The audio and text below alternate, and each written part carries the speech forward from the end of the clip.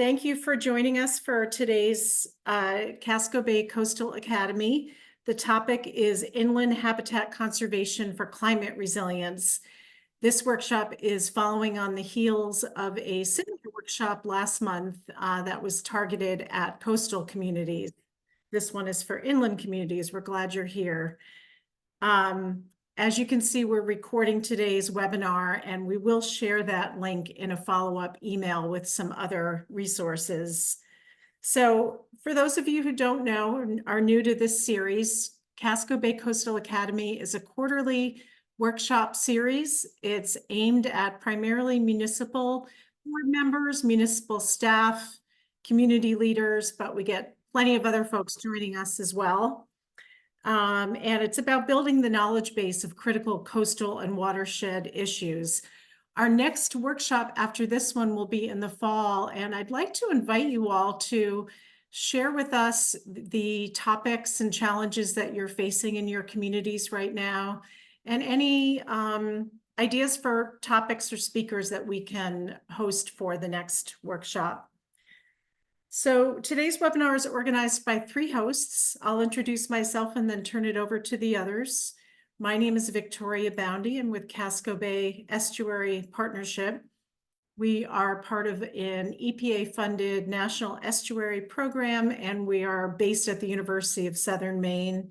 And we collaborate with a gazillion organizations, some of which are represented here today, to protect and restore Casco Bay and its watershed.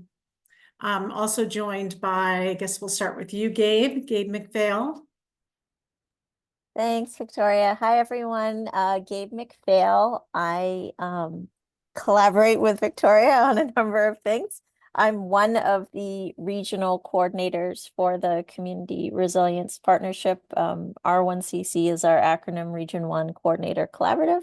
And I'll turn it over to Jessica to introduce herself.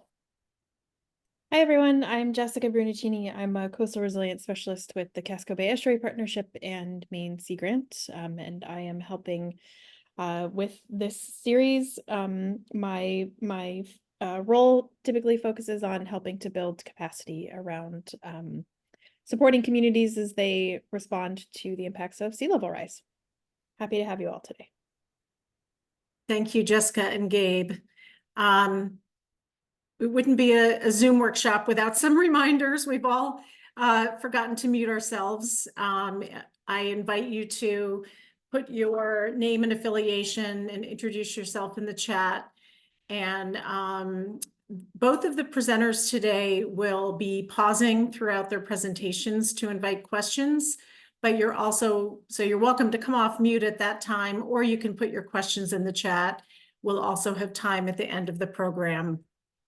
And finally, this is a short program, so we'll get started, but I wanted to give you an overview of the agenda. We have 2 presenters, both from the Maine Division of Inland Fisheries and Wildlife Beginning with Habitat program. Corinne joined us last month, and I'd like to invite her back to speak. She's the climate coordinator for the Beginning with Habitat program, and we'll be talking about how to plan for resilient inland communities. She's joined by Joe Roy, private lands wildlife biologist, and he's going to be talking about a particular community case study. And then, as I said, we'll hopefully have a few minutes at the end for more discussion or questions. So I'm going to be quiet and stop sharing, if I can here.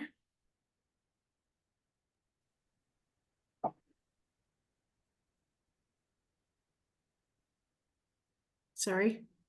Give me a second there. And Corinne, invite you to share your presentation and get started. Thanks. Great.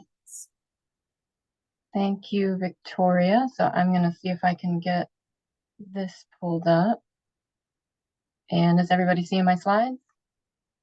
Great. And I will get right into it. So thanks again, everybody, for coming today. I'm excited to be able to reach another kind of diverse audience that's interested in planning for climate resilience. And today we're going to focus on inland habitat conservation for climate resilience. My name's Corinne Michaud-LeBlanc, and I'm the Beginning with Habitat Program Climate Coordinator. I'll talk a little bit more about our program and then go through some of the tools and strategies we have that you might be interested in your communities or in the planning process that you're in. And I'll just say up front, as Victoria noted, we'll pause a couple times for questions. I'm going to make the slides available. And if nothing else, I hope that folks feel like they can reach out to me or anybody else on our team after being here today so that we can help you with more specific questions that you might have. So first, a little bit of background about our department and our program.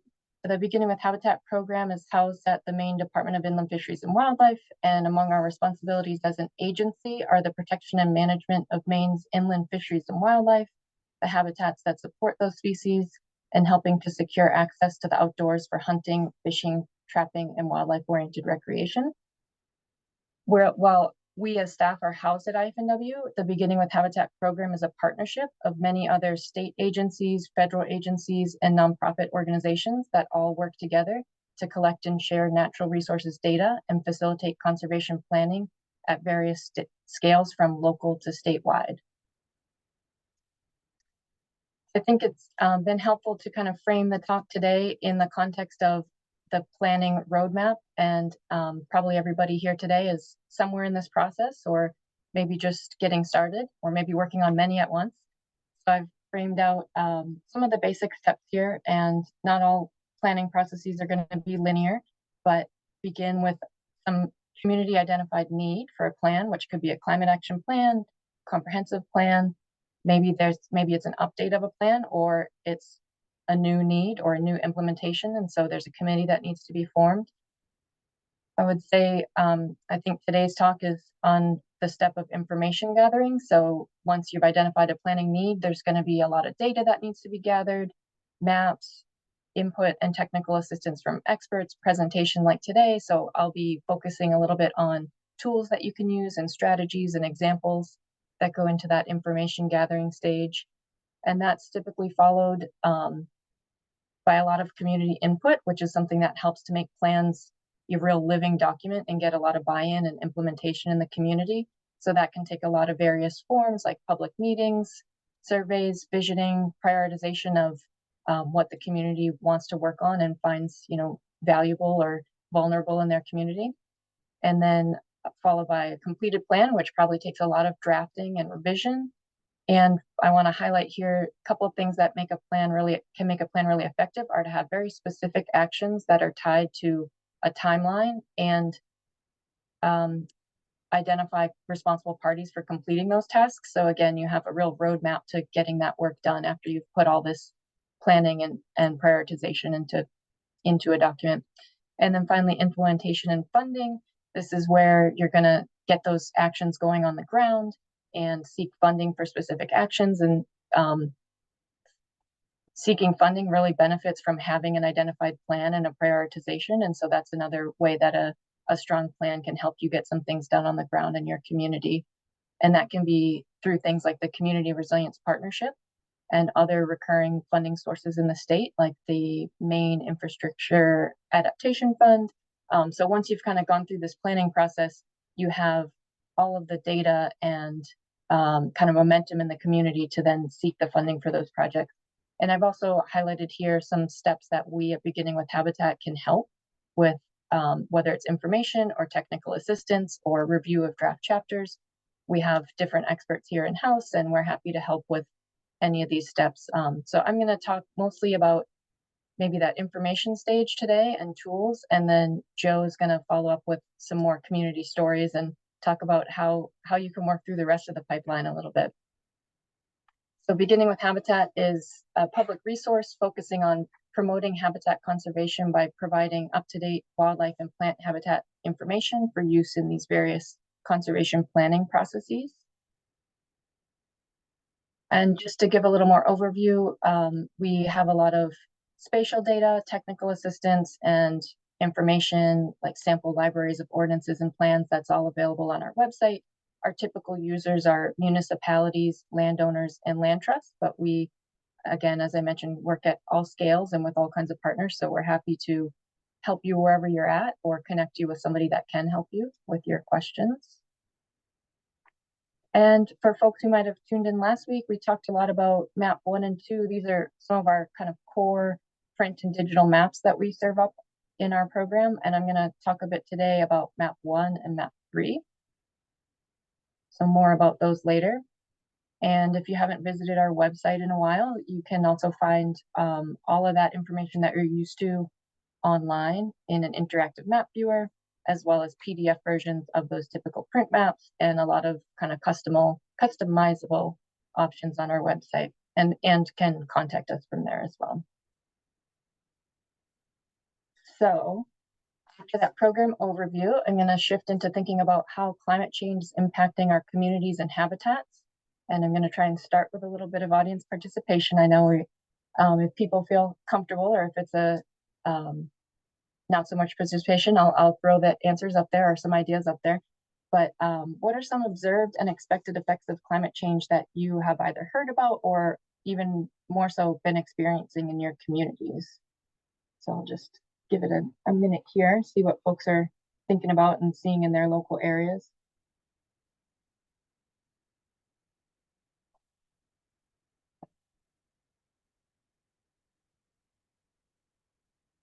I think I have the chat up enough. Okay. Oh, thanks, Joe.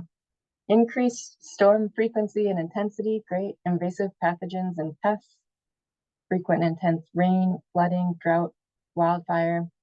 So I like to,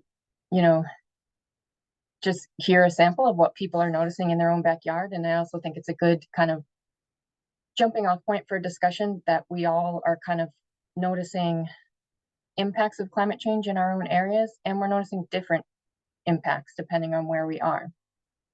So I'll put up some of the kind of terms that we'll talk about and impacts of climate change that we've been noticing across the state.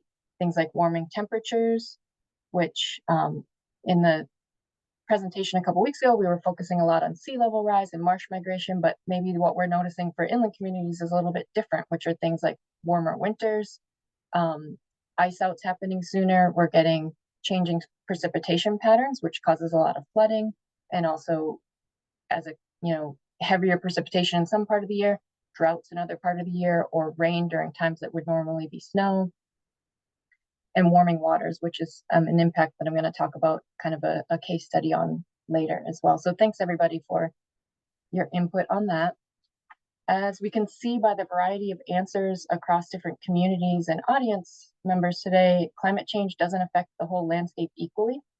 And so I love this figure for kind of initiating that discussion, thinking about certain settings provide what's called climate refugia for species on the landscape, as well as functions that we as human communities are going to need to continue to rely on and get from our landscape. So these are areas where conditions remain more constant or favorable compared to the landscape around them. And conservation and connectivity of these refugia will become increasingly important for species that need to move around the landscape, as well as thinking about where in your community you can continue to have these functions on your landscape. So this is where that local knowledge can really come into play. And I'll just point out a couple that we'll talk about more as we go, including things like deep valleys where cold air is going to pool and continue to provide a refugia for warming temperatures, and areas either in the forest, in continuous forest cover, or along streams where healthy canopy cover is going to buffer the temperature as well. And that is particularly important for warming waters that I'm going to talk about more later. So that's just another concept to think about as you think about prioritizing areas in your community to build resilience. I'm going to move on now to discuss some of the beginning with habitat maps and tools, starting with map 1. This is one of our standard maps and includes water resources like riparian corridors, wetlands, streams, great ponds, and aquifers.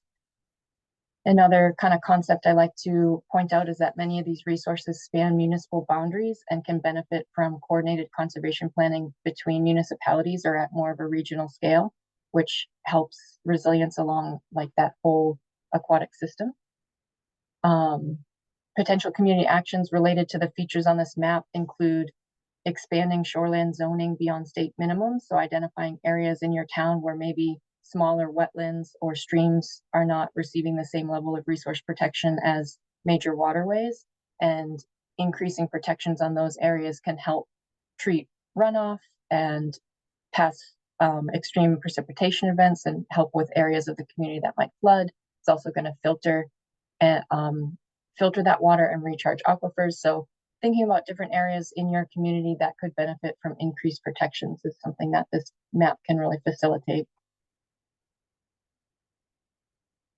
We also can look at all these features on our online map viewer, which is an online tool that complements those paper maps or more traditional maps and can help with planning in a more interactive manner. So you can turn on and off features that you're interested in, and you can change your kind of area of interest to zoom in and out.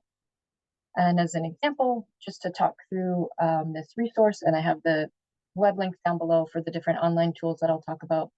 This is a screenshot of Denmark, showing the same layers on the left here as on that paper water resources map that we talked about.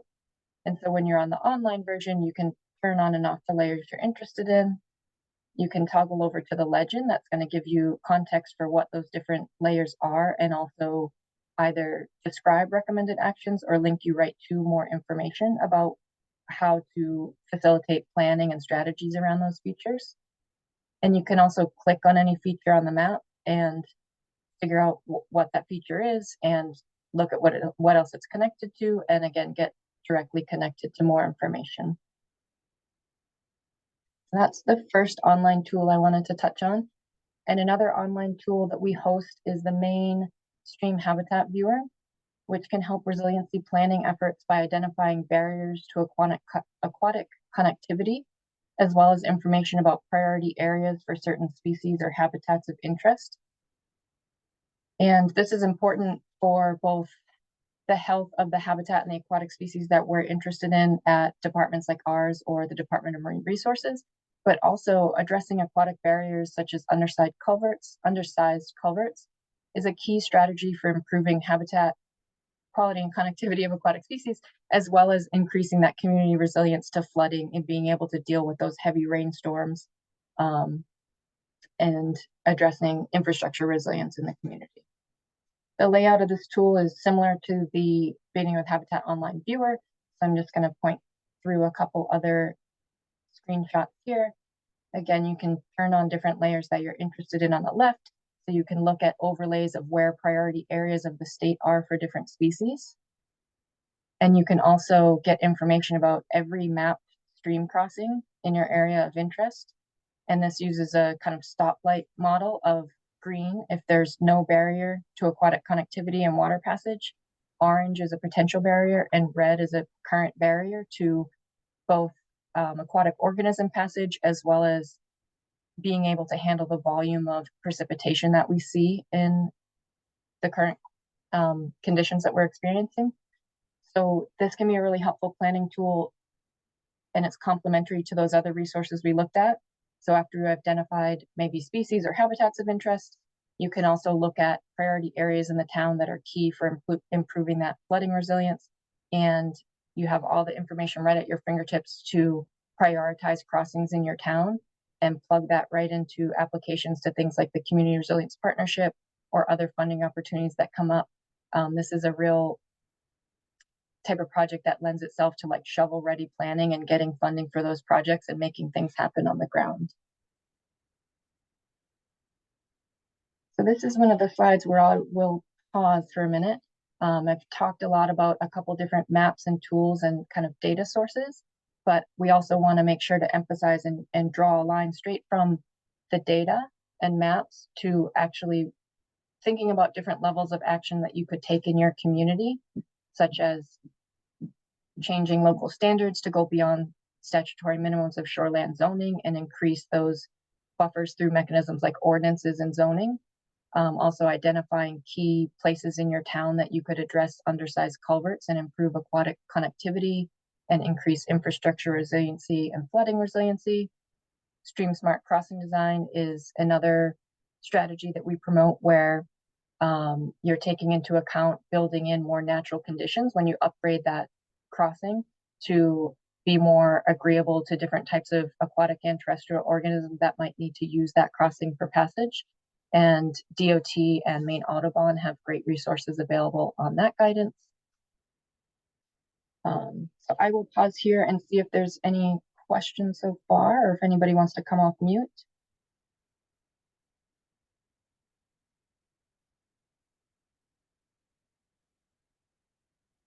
And if not, I'm going to move on for now, but there'll be more pauses later on.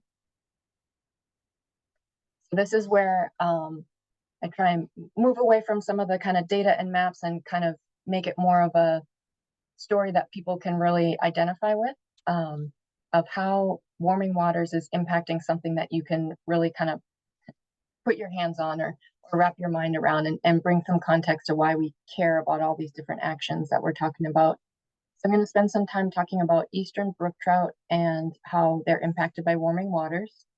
Brook trout are an iconic species in the state for anglers and recreational fishing industry, and we're also a stronghold in Maine for this species within its range as a whole.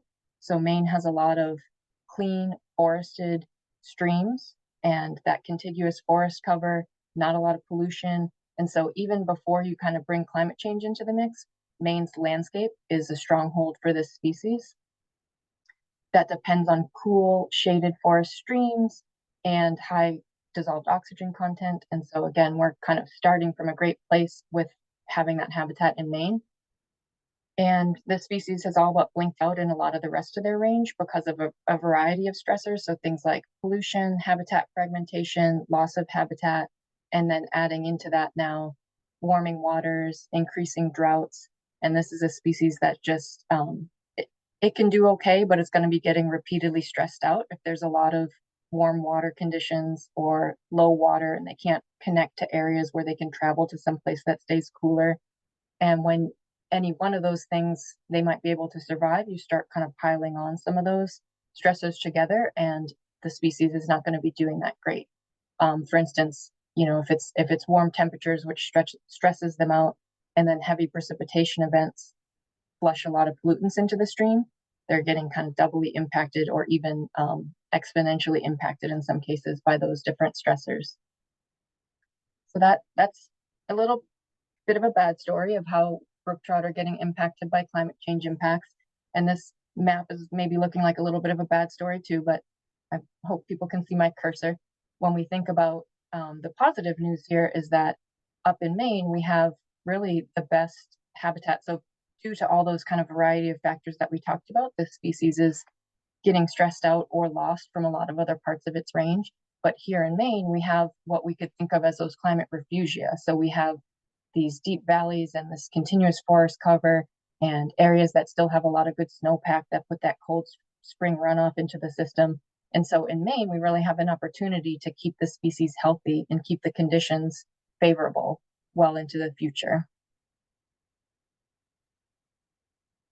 And so some of this might sound a little repetitive, but now that we think about it in the terms of how it's actually benefiting eastern brook trout, as well as a variety of other cold water species and terrestrial and aquatic species that use these same areas, putting some of these actions, conservation strategies into action, like protecting and restoring vegetated buffers along mapped trout streams and addressing those undersized culverts, that's going to have measurable positive impacts for this species and other species in those systems, as well as those co-benefits to the community, like passing floodwaters faster and treating runoff from extreme precipitation events. So those vegetated buffers are really important for taking out some of the pollutants that might otherwise get flushed into the stream.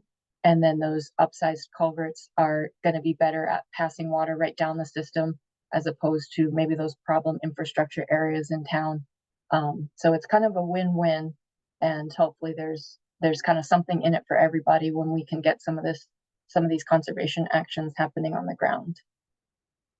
Another thing I want to point out is that I think this is a great example for a climate change impact that we can all kind of identify with in our communities.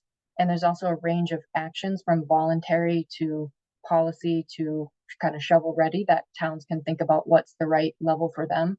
For example, outreach to landowners that have streams on their property about the importance of maintaining vegetated buffers can be a voluntary measure, all the way through ordinance revisions to improve resource protection for smaller streams or kind of fringe wetlands, and then through kind of identifying those high dollar fundable projects that could address those crossings in your town.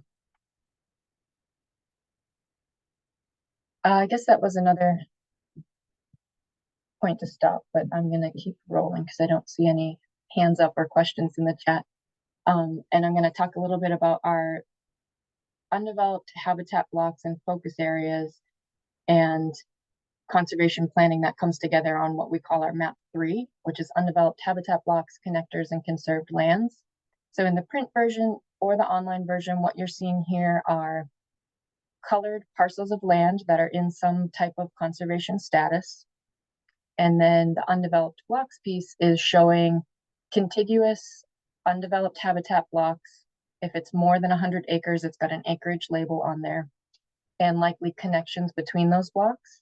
And then areas like roads and housing developments are subtracted out. So what's important here is thinking about where those large undeveloped habitat blocks are and thinking about where conservation measures may be lacking and where important connections could be kept and maintained between those blocks so that we have a healthy, resilient network of these blocks that our wildlife and plants can move around, as well as continuing to get those co-benefits for the community. Like now we're thinking about things maybe like carbon sequestration, moderating local temperatures by keeping that tree canopy cover.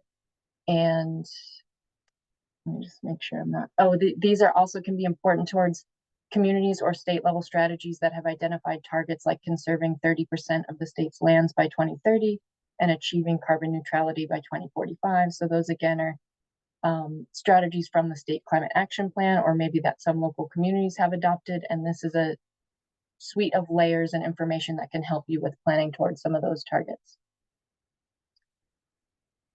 So these features can also be explored on our online map viewer. So we're looking here at Denmark again, and on the left, different collection of layers turned on. Priorities to think about as you explore undeveloped blocks and connectors are things like, where are the largest blocks in your community? Where do those blocks intersect with features like major waterways or great ponds or wetland complexes that are going to be really important for different landscape functions, as well as assemblages of wildlife and plant species. Also thinking about at that regional level, where are there large blocks that you could collaborate on actions with neighboring communities, like improving riparian corridor protections on both sides of those municipal boundaries is going to benefit the water quality and the habitat quality for the communities and the species throughout that waterway.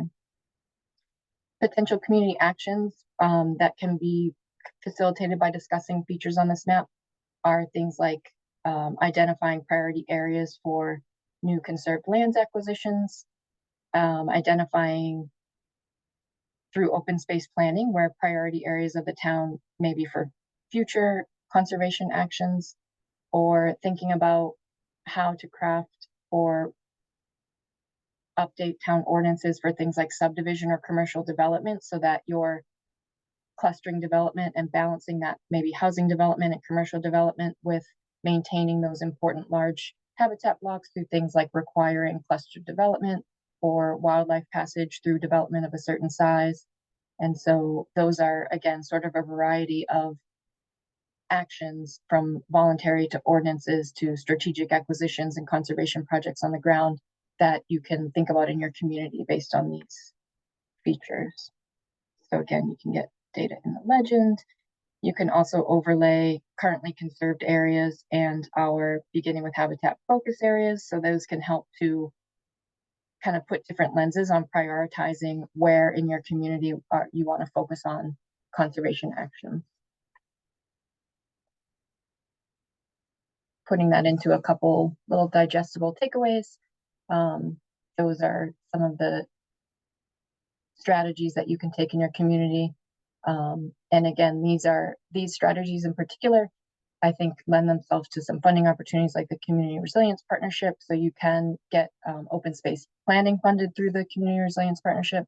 And although projects like land acquisition and those culvert upgrades are pretty expensive, you can also fund the planning in one phase and then look for other funding sources that can help fund that acquisition or that on the ground project down the line. But having that community input and those really strong plans on the shelf helps with all those future steps. And so lastly, bringing together all these concepts of biodiversity and landscape functions together. Another tool that we have at Beginning with Habitat is our focus areas of statewide significance. And so these are, at the state level, identified priority areas that host really high concentrations of biodiversity, as well as so plants and wildlife, as well as features like valleys, rivers, great ponds, wetland complexes, things that are going to be enduring on the landscape and continue to provide that high quality habitat, and those landscape functions like holding floodwaters, filtering water, carbon sequestration. And so these areas can be great jumping off points for regional conservation planning.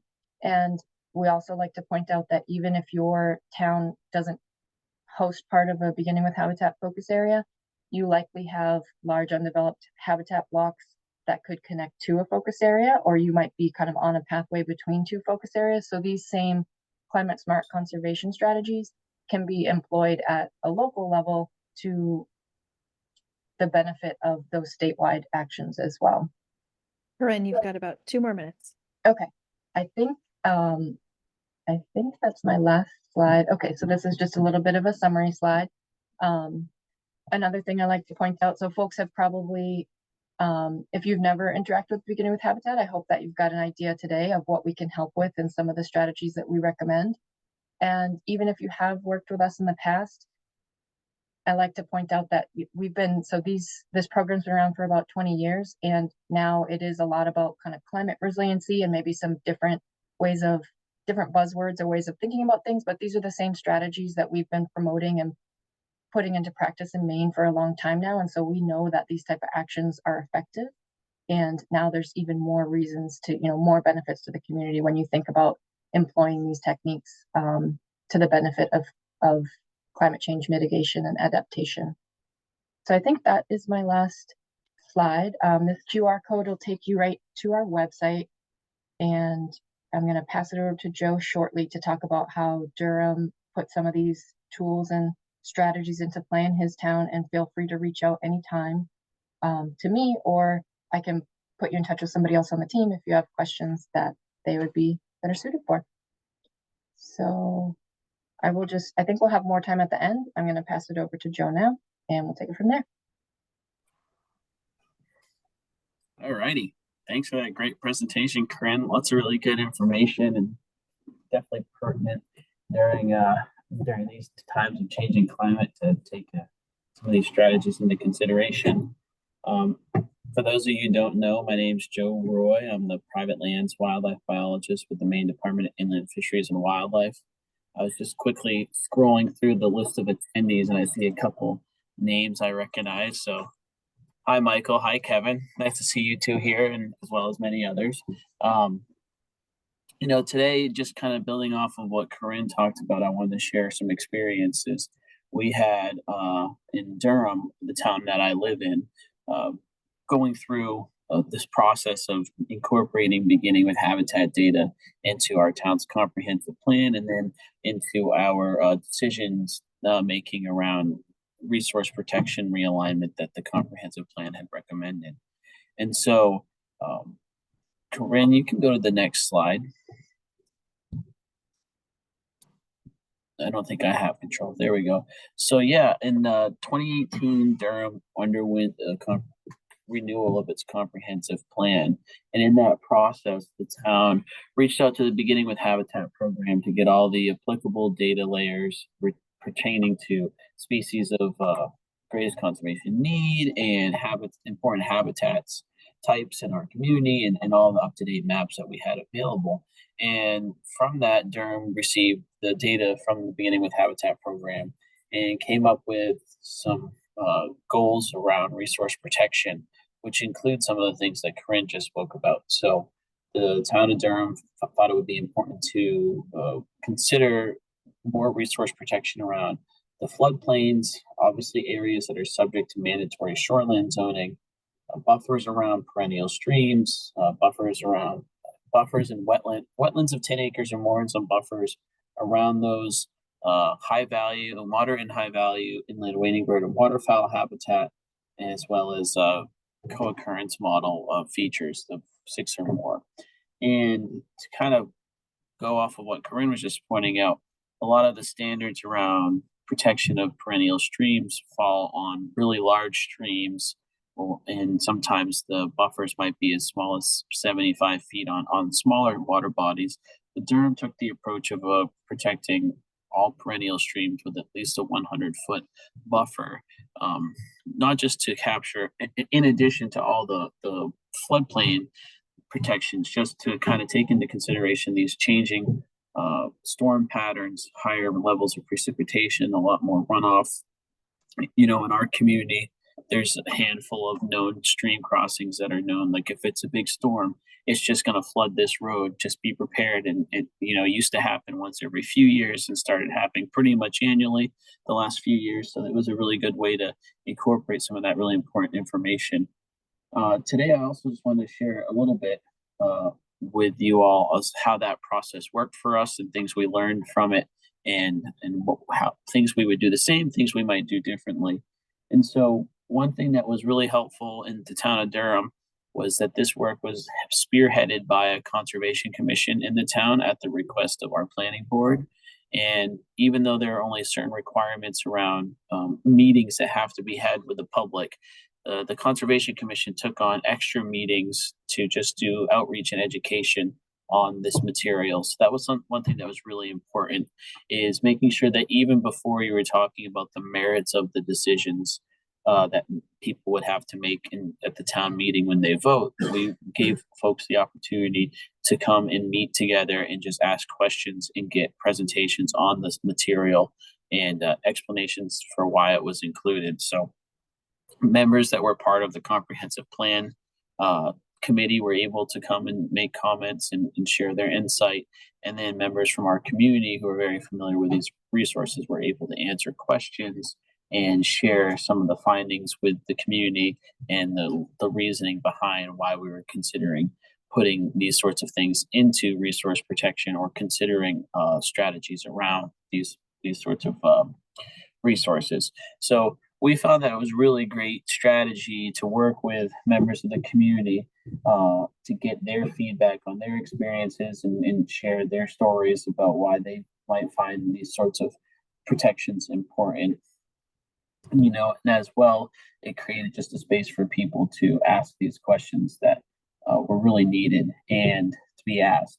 And in preparation for that, our community did our usual outreach strategies of connecting via the town's newsletter, but also direct mailings to anyone in town whose property overlaps an area that was being considered for a change in resource protection. Not just landowners whose property might fall into resource protection should this ordinance have gone through, but also people whose land would be potentially removed from resource protection, just to make sure that everyone knew that they were being taken, their opinions were being taken into consideration, that their voices were being heard. And so like most communities, 2020 and 2021 were a pretty quiet time for us, accepting our comprehensive plan in 2019 with the great goals of getting to work on things right away was a challenge with the COVID pandemic, prior to everyone having easy access to online formats for meeting and things like that. So it was a little bit of a delay. And one thing we learned through that process was advice we would give to other communities who are trying to go through a process like this. Barring another global pandemic, working towards these goals very quickly after you work on getting your comprehensive plan update is really great, because 2018 for some of us doesn't seem like that long ago, but when you start thinking about it, it's 5-6 years ago, and things can change in that time. And so one thing we would recommend is, if you have your comprehensive plan committee coming together to work on the comprehensive plan, just be open with that committee about scheduling rolling over directly into kind of the implementations of some of these things immediately after that committee gets to the finish line of the comprehensive plan. A lot of this work in our communities happens on nights or possibly weekends, and you're managing other people's really busy schedules. and a lot of volunteer time. So it's really easy to get behind on some of these sorts of things, especially if you're only meeting once or twice a month. And then anything more than that, you kind of lose your volunteer base when you start asking for 3 or 4 nights a month to work on these sorts of things. And so when you're going through this planning process, planning the implementation stages and making sure you're highlighting those needs up front are going to be really important to help work on all of this stuff while it's still fresh in people's minds.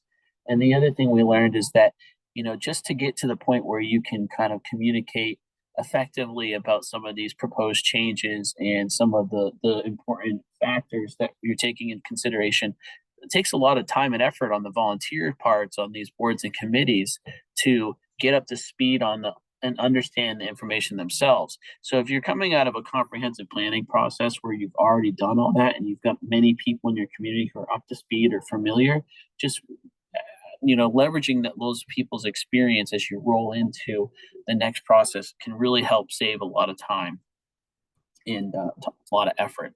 Some of these things are a little bit easier to understand, like what's a floodplain.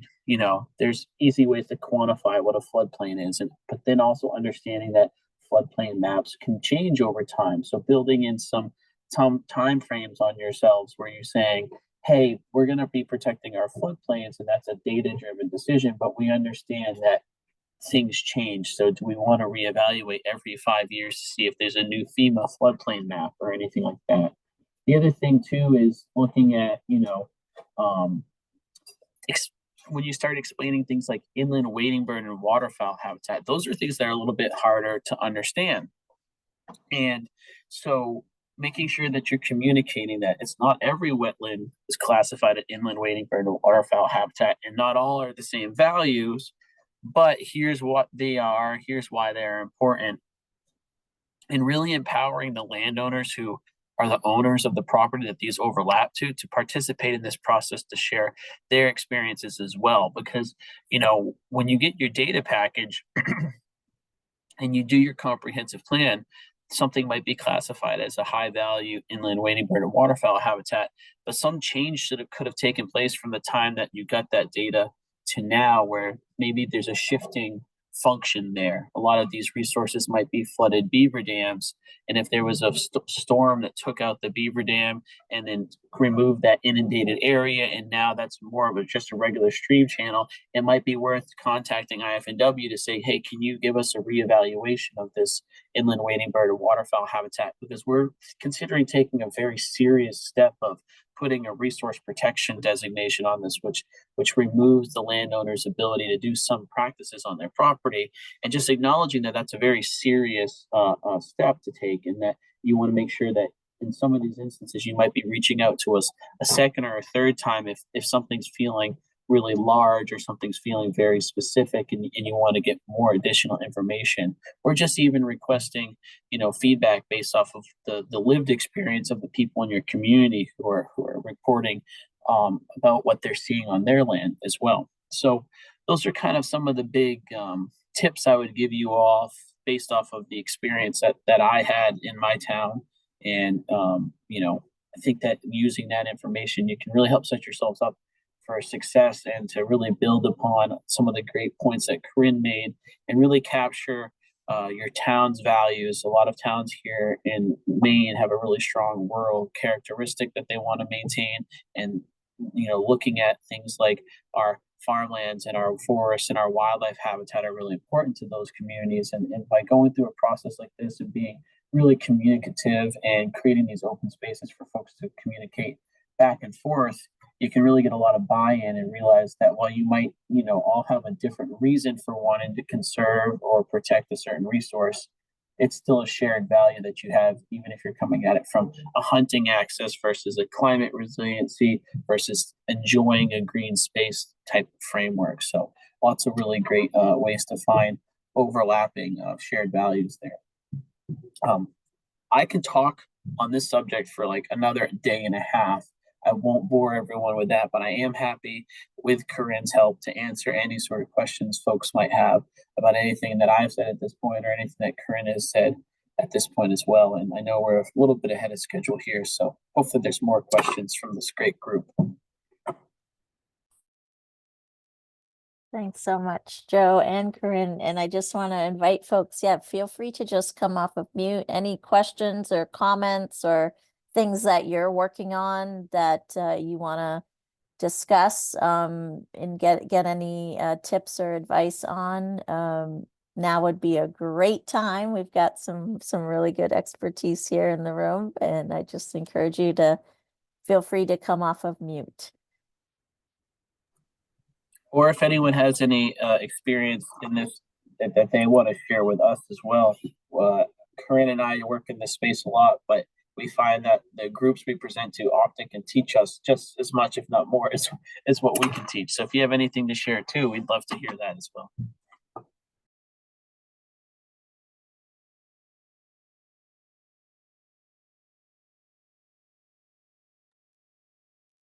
We have a quiet group today.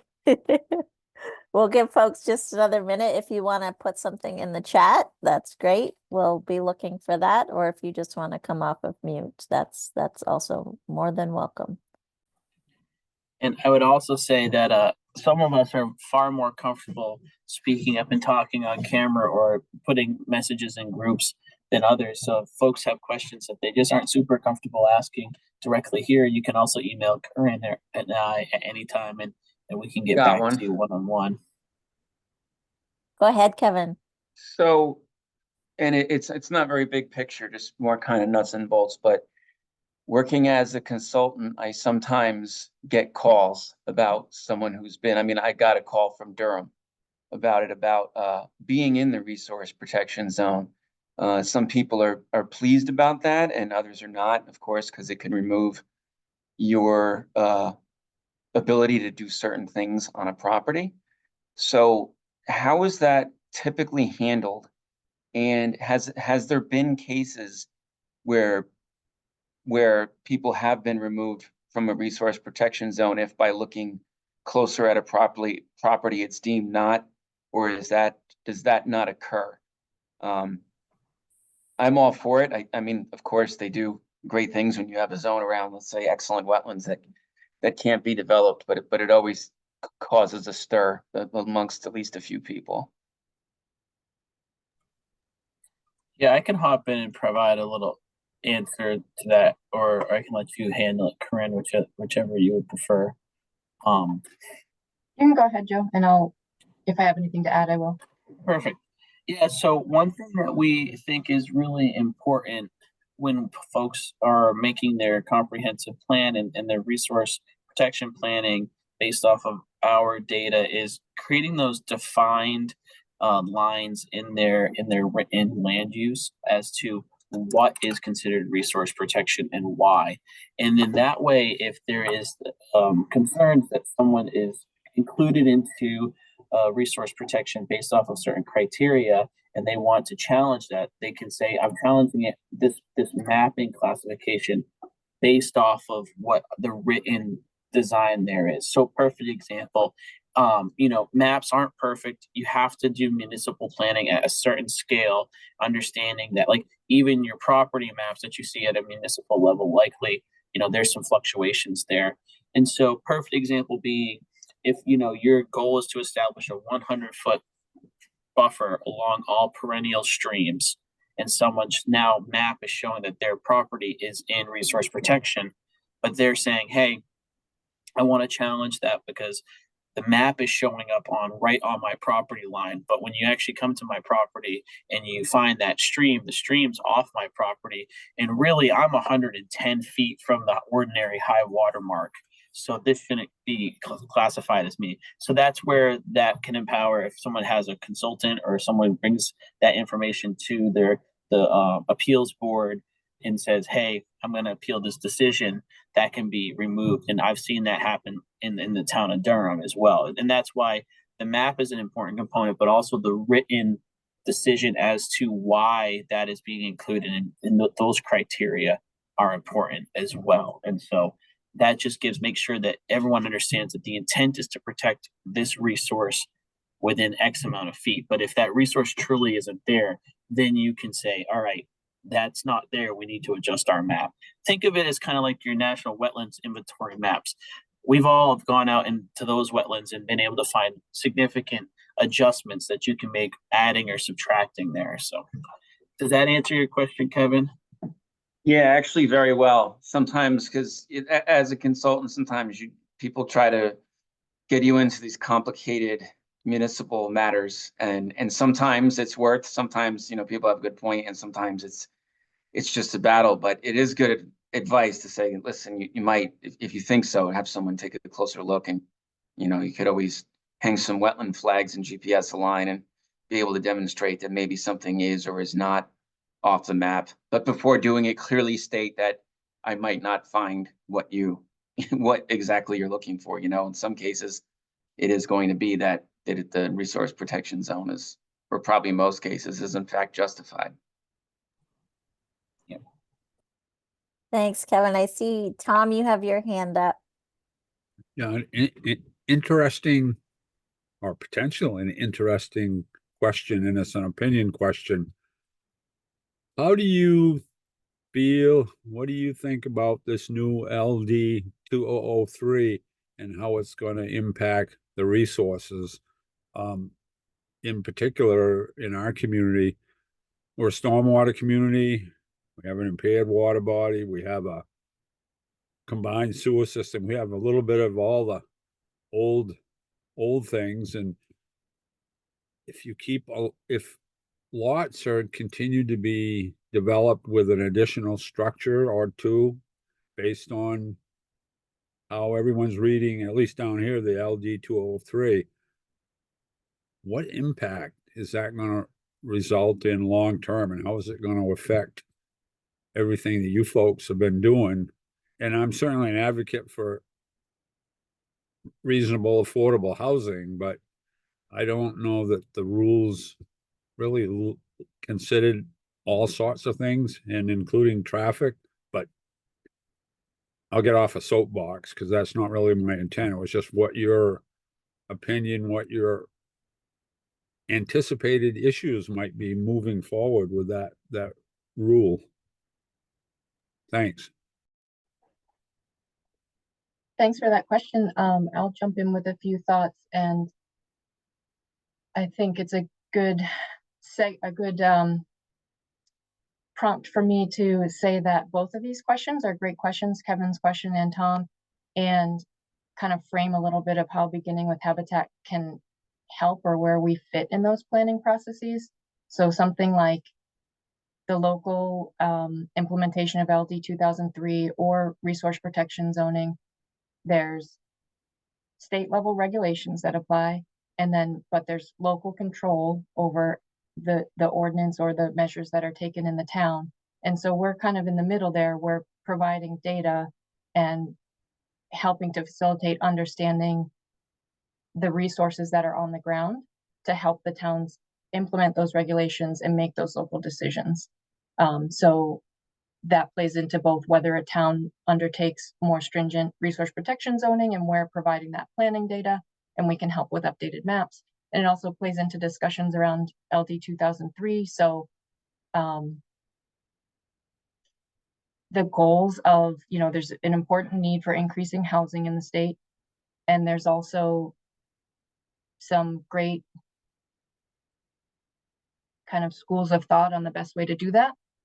So cluster development and keeping too much sprawl from happening is a great kind of, I think, common goal as we look to also increase housing. And so the way that we can help with those planning issues is by bringing the maps and an understanding of the data for things like the undeveloped blocks and the likely connections between those blocks, and helping communities to really understand that data and empower them while they think about where more housing should go, and balancing those two, holding those two conversations at the same time.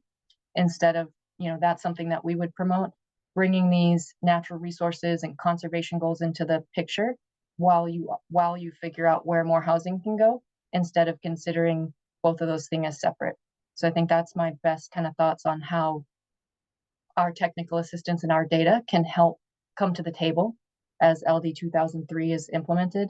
But ultimately those are also, you know, have a level of local control. So we are here to help And a lot of that can also be pretty case by case. So if anybody needs maps or has specific questions about the resources in their area, feel free to reach out.